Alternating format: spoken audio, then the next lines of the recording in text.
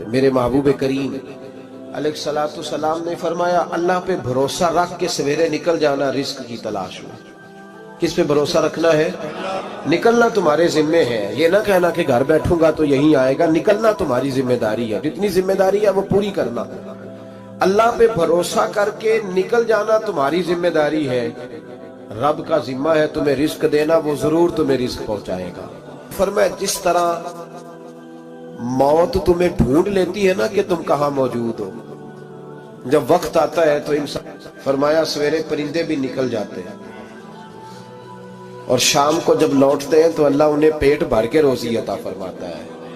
حالانکہ ان کو نہیں پتا ہوتا ہمارا کارخانہ کہاں ہے، ہم نے کہاں جا کے مزدوری کرنی ہے. ان کو نہیں پتا ہوتا کہ ہمارا دفتر کہاں ہے، ہم نے کس آفس میں بیٹھنا ہے.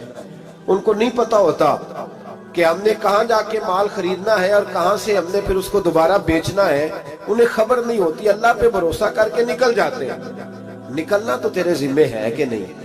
فرمایا وہ تو ڈیوٹی کر، شام کو اللہ جو رب پرندوں کو روزی دیتا ہے وہ تجھے بھی عطا فرمائے گا. تو جس حال میں ہے، کیونکہ تو نے اپنا یہ حال خود نہیں بنایا، جس نے بنایا ہے وہ بڑا بہتر جانتا تھا کہ تو اسی حال میں اسے اچھا لگتا ہے. تو اسے اسی حال میں، ایک بزرگ تھے تو ان کی طبیعت بڑی علیل ہوگی، بیمار ہو گئے تو اللہ نے آزمائش دی تو کیڑے پڑ گئے وجود میں. ایک کیڑا یہاں سے کھا رہا تھا، اللہ والے بڑے راضی رہتے ہیں اس کی رضا پہ. تو کیڑا یہاں کھا رہا تھا تو نیچے گر گیا تو بابا جی نے اٹھا کے پھر وہاں رکھ لیا. کہنے لگے جب اس نے تیری ڈیوٹی مجھے کھانے کی لگائی ہے تو میں اس بات پہ راضی ہوں تو نیچے کیوں گرتا ہے؟ بس ٹھیک ہے کھا، جب اس نے تجھے ڈیوٹی جو تیری لگائی. سالبہ بن عبد الرحمن ایک صحابی تھے، سالبہ غالباً نبی پاک صلی اللہ علیہ وسلم کی خدمت میں آئے. کہنے لگے یا رسول اللہ صلی اللہ علیہ وسلم غربت بڑی ہے، میرے لیے دعا کریں اللہ زیادہ مال دے. تو محبوب صلی اللہ علیہ وسلم نے فرمایا تو جس حال میں اچھا ہے وہ تیرے لیے بہتر ہے، جس میں تو ہے وہی حال تیرے لیے مشکل ہے نا. یہ جواب سننا.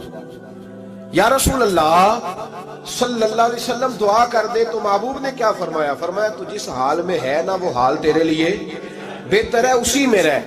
کہ نہیں حضور دعا کرے. فرمایا سالبہ تو باز آ جا. حضور دعا کرے. فرمایا تو باز آ جا.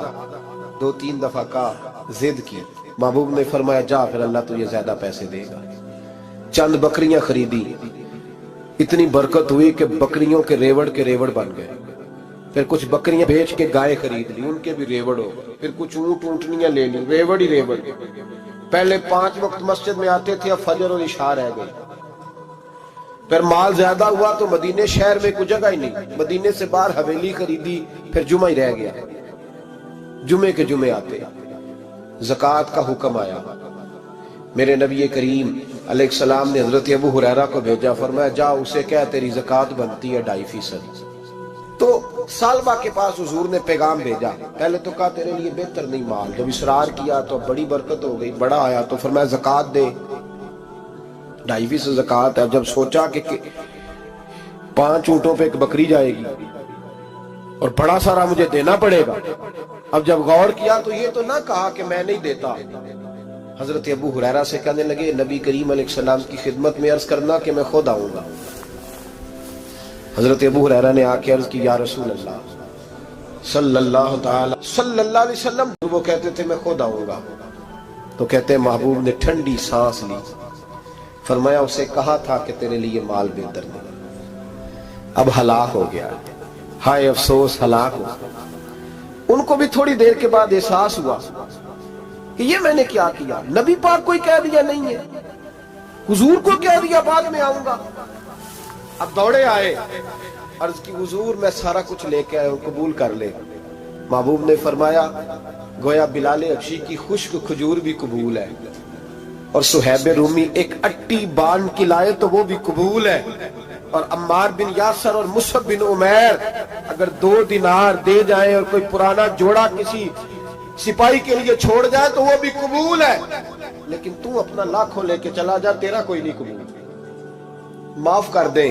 فرمایا جا معاف کیا، پر پیسے لے کے نہ آنا، اگلے سال پھر آئے گا. بندے ہوئے ہاتھ ہیں. محبوبہ میں دولت کا کیا کروں گا، آگ لگا لی ہے، قبول کر لے. فرمایا تو لے جا. تیرا نہیں قبول، گرا جو ان کی نگاہ سے وہ سنبھل نہیں سکتا۔ حضور نے وصال ظاہری کیا تو جناب صدیق اکبر کے پاس آئے، لاکھوں کا مال، ابو بکر قبول کر لو، تو جناب صدیق اکبر کہنے لگے اس کا کر لوں جس کا نبی نے نہیں کیا، چل جا کوئی نہیں چاہیے۔ حضرت عمر کے زمانے میں قحط پڑ گیا، بارشیں نہیں ہوتی، غلہ نہیں ملتا، حالات خراب ہے، مالی طور پہ بحران آ گیا، غربتیں، مجبوریاں، تکلیفیں، آ کے روئے، عمر میرا قبول کر لو، مجھے معافی تو مل گئی تھی نا۔ فرمایا معافی اپنی جگہ پہ، پر جس کا مصطفیٰ نے قبول نہیں کیا۔ بہت سارے لوگوں کو پتہ ہی نہیں کہ ان کا قبول ہی نہیں ہوا، اور وہ الجھے ہوئے، انہیں خبر ہی نہیں کہ اصل بات کیا ہے۔